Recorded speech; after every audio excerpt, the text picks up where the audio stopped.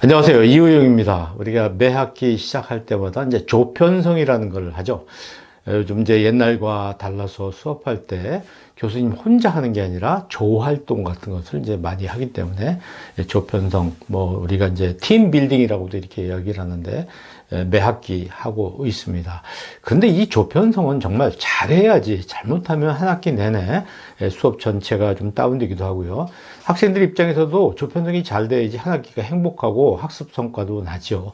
그런데 이제 그것이 잘못됐을 경우에는 아주 상당히 한 학기 동안 지루하고 좀 별로 재미없는 그런 수업이 될 수가 있습니다. 그래서 교수님이 아무리 강의를 잘하셔도 학생들끼리 하는 이런 그 참여 학습이 잘 이루어지지 않을 수 있습니다. 특히 요즘 같이 이제 온라인으로 수업을 하게 되면 이런 문제는 이제 더욱 더 심각해질 수가 있죠. 그래서 이제 그 가장 그 좋은 방법, 좋은 그 조편성 방법 같은 것을 우리가 좀 강구해 볼 필요가 있습니다. 물론 이제 이런 방법이 모든 수업에 적용되는 건 아니고, 우리가 이 중에서 가장 적합한 수업이 있잖아요. 예를 들면 이제 자유 선택을 하는 수업이 있고, 매 학기 거의 같은 학생들이 이제 반복되는 전공 수업도 있을 텐데, 그런 걸 좀 염두에 두시고, 여러분, 제가 몇 가지를 여러분에게 소개해 드릴 테니까, 그것을 가지고 한번 적용해 보시면은 좀 어떨까 생각합니다. 첫 번째는 그냥 골고루 섞는 겁니다. 이제 모든 학생들을 교수님이 편성하는 거죠. 강제로 편성하는 겁니다. 남자, 여자 좀 섞고, 외국인 학생, 국내 학생 섞고, 등등, 이렇게 섞어서 정말 잘 골고루 섞였다. 이렇게 할 수가 있죠. 근데 여기에서 문제가 되는 것은, 한 한 조를 이렇게 편성해 놨는데 그 팀을 이끌어갈 만한 마땅한 리더가 없었을 경우입니다. 그랬을 경우에 그 조는 상당히 슬럼프에 빠지게 되고요. 재미가 없죠. 그래서 교수님께서 이런 배치를 할 때 리더십 있는 학생들을 한두 명을 반드시 같이 집어넣어 줘서 학생들이 좀 원활하게 이렇게 스터디 활동을 할 수 있도록 그렇게 미리 배치를 하는 것을 의미합니다. 잘하면 굉장히 좋은 그런 성과가 날 수도 있죠. 그러나 때로는 학생들이 자기가 원하지 않는 동료들과 같이 한 학기를 보내야 됨으로써 굉장히 힘들어질 수도 있다는 것이 이제 단점입니다. 자, 두 번째는 뭐냐면 랜덤 하는 거죠. 랜덤은 그냥 하는 거예요. 그날 이렇게 수업할 때 미리 좌석을 배치를 해 놓고요. 들어와서 좌석을 다 채워서 앉도록 합니다.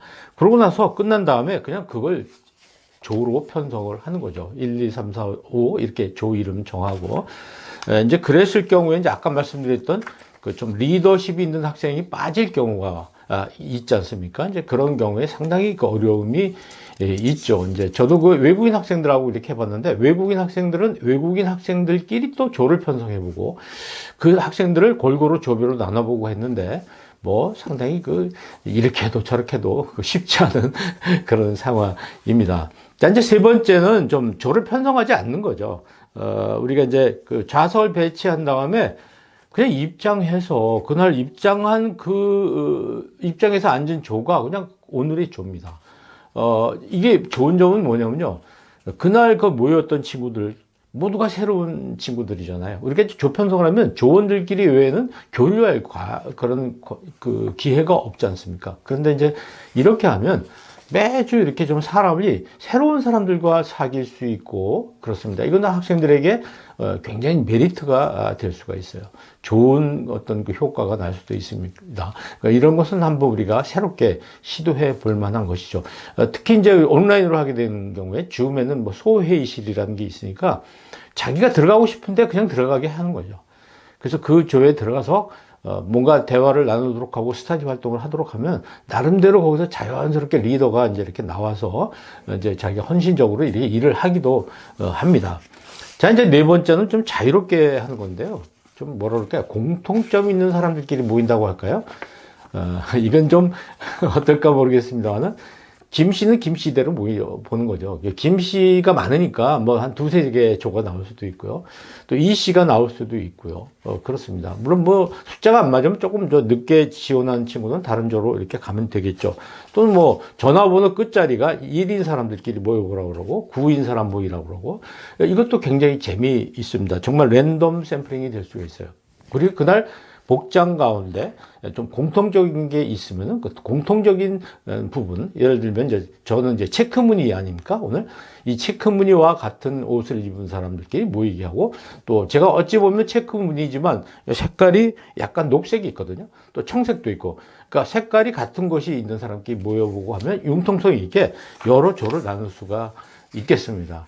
이제 또 이런 방법이 있죠. 마지막으로 이제 드리고 싶은 5번째 방법은, 역시 이제 그 조는 내가 선택한다. 내가 가고 싶은 조로 간다. 이런 것이죠. 그래서 저는 조장할 사람을 우선 뽑습니다. 그런데 이제 뭐 학생들 중에는 조장할 사람이 잘 안 나오기도 하는데, 좀 이렇게 주변에서 강권을 한다든지 교수님이 이렇게 봐서 고학년이라든지 이랬을 경우에 조장을 하도록 권유를 해요. 그럼 조장할 사람이 나오잖아요. 쭉 세워놓고 인사를 시킨 다음에, 자, 여러분이 이제 조장이 되면 우리 조는 앞으로 어떻게 운영하겠다는 정견 발표를 하게 하는 거죠. 공약을 내세우게 해요.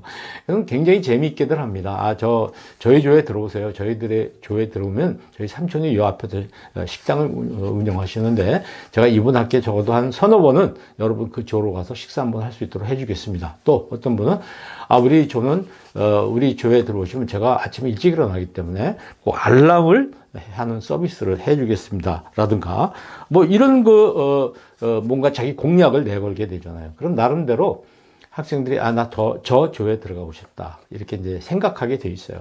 그런 다음에 조장들을 뒤로 돌아서게 합니다. 왜냐면 이제 얼굴을 마주 보면요, 그 어떤 사람 뒤에 들어가고 안 들어가고가 조금 부담스럽지 않습니까? 그래서 조를 이렇게 나눌 때 조장들이 뒤로 돌아서게 한다면 내가 원하는 데 가서 줄을 서도록 해서 제한 인원 꽉 차면 또 다른 조에 가서 선착순으로 서도록 그렇게 하는 방법입니다. 근데 이제 여기에서 조금 이제 우리가 먼저 기술적으로 해야 될 부분이 있는데, 소수자를 먼저 고르게 배치를 하는 것이 굉장히 중요합니다. 예를 들면 이제 남학생의 숫자가 적다든지 그러면 남학생들을 골고루 먼저 선택하게 하고, 또 외국 학생이라면 외국 학생이 먼저 고르게 해서 각 조별로 분산시킨 다음에 이제 굉장히 많은 숫자의 사람들이 선착순으로 뒤에 줄 서게 이렇게 하는 방법이 재미있습니다. 어쨌든 이번 학기에 이런 조편성을 하는데 학기 초에만 하지 마시고 또 학기 중간에 한번 또 바꾸는 방법도 있거든요.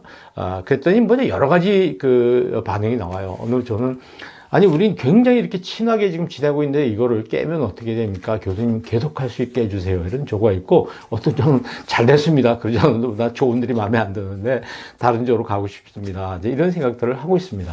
어쨌든 우리 학생들이 한 학기 동안 이 조 활동을 통해서 얻을 수 있는 것은 많죠. 그러니까 그것을 감안하셔서 제가 소개드린 몇 가지 방법 중에 또 한 가지를 채택하셔서 하시면 이번 학기 수업이 훨씬 더 잘 될 수 있을 것입니다. 자, 기대합니다.